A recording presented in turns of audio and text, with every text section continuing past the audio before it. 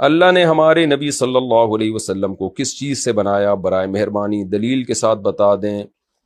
اللہ تعالیٰ نے نبی صلی اللہ علیہ وسلم کو حضرت عبداللہ اور حضرت آمنہ سے پیدا کیا اور انسان مٹی سے بنائے۔ خلقہ من تراب، آدم علیہ السلام کو اللہ نے مٹی سے بنایا، تو سارے انسانوں کی اصل مٹی ہی ہے، اور مٹی کو اللہ نے مختلف مراحل سے گزارا۔ قرآن کہتا ہے ثم من نطفہ، مٹی کو ہم نے منی میں تبدیل کیا، پھر من علقہ، اس منی کو ہم نے جمے ہوئے خون میں تبدیل کیا، پھر من مضغہ، پھر اس جمے ہوئے خون کو ہم نے گوشت میں تبدیل کیا، پھر گوشت میں ہم نے ہڈیاں پیدا کی، فَكَسَوْنَا الْعِظَامَ لَحْمًا، ہڈیوں پہ ہم نے گوشت چڑھایا۔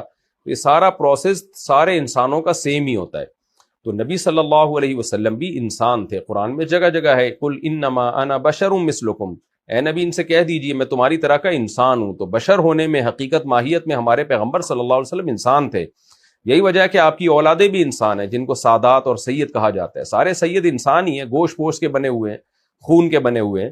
تو ہمارے نبی صلی اللہ علیہ وسلم بھی انسان ہی تھے، الگ سے کوئی مخلوق نہیں تھے۔ ہاں، آپ کا مقام اور مرتبہ تمام انسانوں میں سب سے برتر ہے، کیونکہ آپ اللہ کے سلیکٹڈ تھے۔ اللہ نے اپنا پیغام پہنچانے کے لیے لوگوں تک آپ صلی اللہ علیہ وسلم کو منتخب کیا ہے۔